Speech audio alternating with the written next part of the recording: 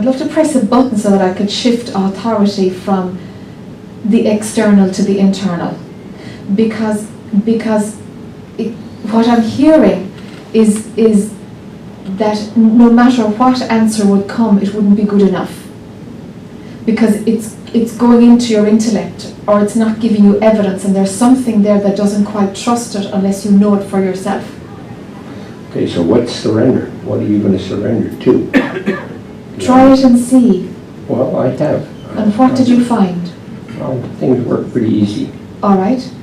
A lot of synchronicity. Yes. And I realize that Arnold's really not doing anything per se.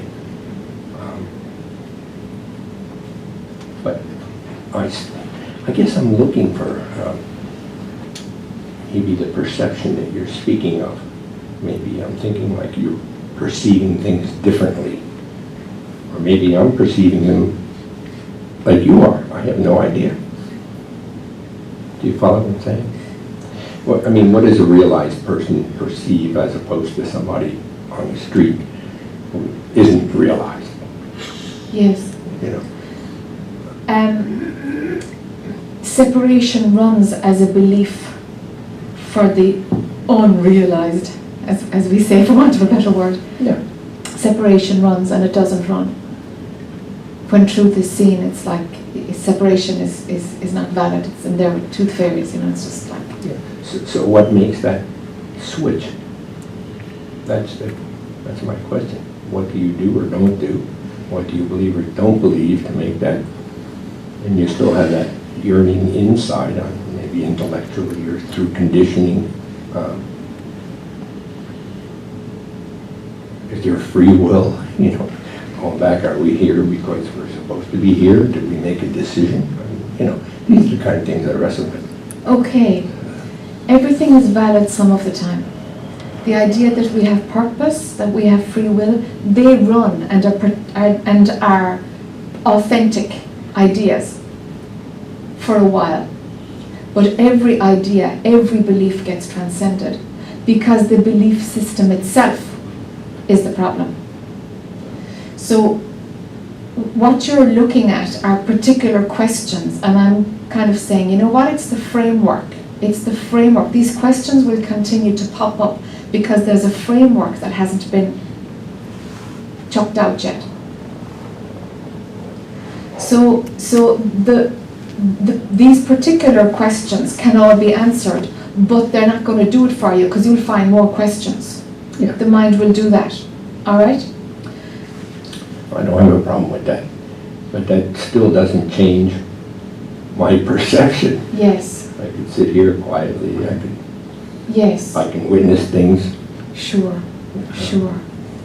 So what about chucking out the questioning mind and go for a gut feeling of authenticity? Because the mind has you on a bit of a treadmill here, trying to work it out from inside. And it's like the outside view makes it much simpler. Okay? So if you know that, surrender brought some kind of synchronicity, something easier, an ease to your life, go deeper into that until it's like, okay, surrender itself is me, I'm doing the surrendering, I'm still here. So that's what we come to at the end of surrender, that the I is still there. Whatever you do, you'll end up seeing that the I is doing it. You'll always come back to that. The I is doing it. And the I gets reactivated by the intellectual treadmill that it's on. Because it thinks that it can think its way out of this, or it can work out, absolutes. Mm-hmm. It can't. It's wired to be on a treadmill, to keep the show going. The broader picture is what will help you. The particulars are the trap that are keeping you stuck, Arnold. Do you see what I'm talking about? Yeah. Right, okay. Because no matter what way we answer the small questions, that's not the issue. That's not the issue that you're bringing up here.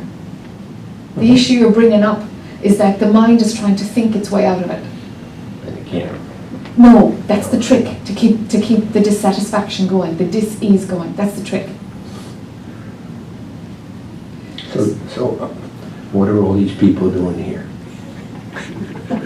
You know what I'm saying? That they want some answers. So the mind is, right? I mean, why are we here?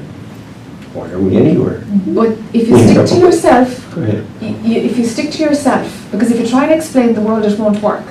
Because then you No, I don't know about that. I mean, yeah, like, but you know, it's everybody the trick has. of mind. It's everybody. It's if you think with the group, separation is already in it.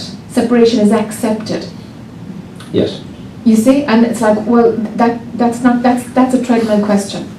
Mhm. You got to recognize which ones are the mind trying to activate the continuity of the personal I, or what questions are actually going to, I don't know, yield a bit of freedom from all of this.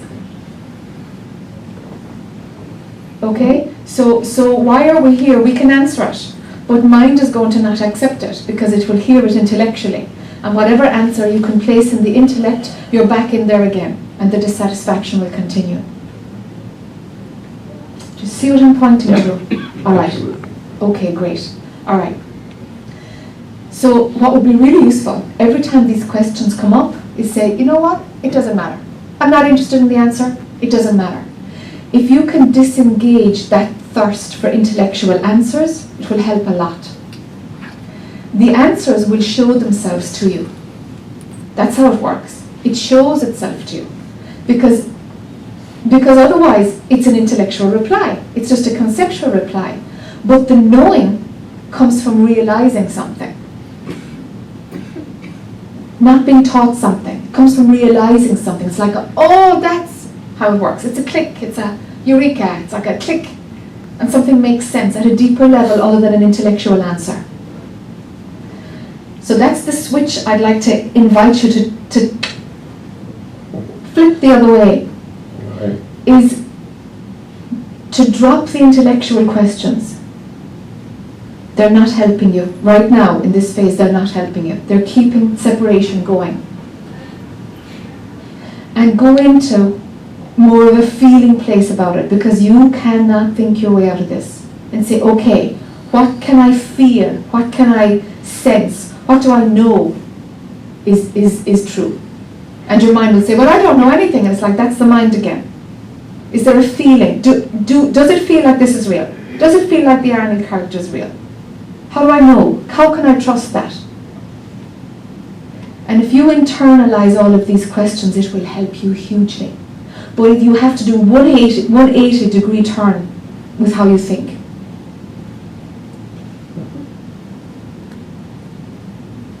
I want to turn your mind inside, not outside. Do you see? Yeah. All right.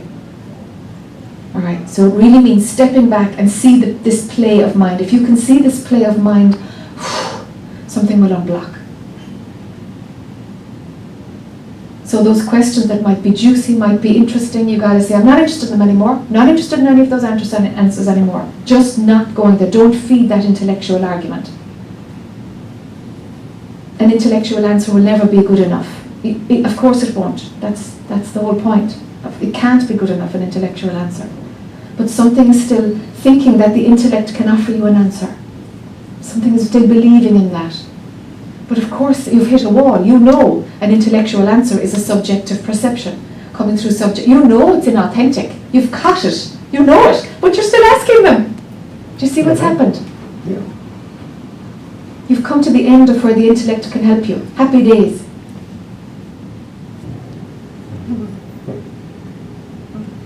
Do you see? It's a huge turnaround now that I'm inviting you to do. It's huge. The intellect is no longer your tool to help you.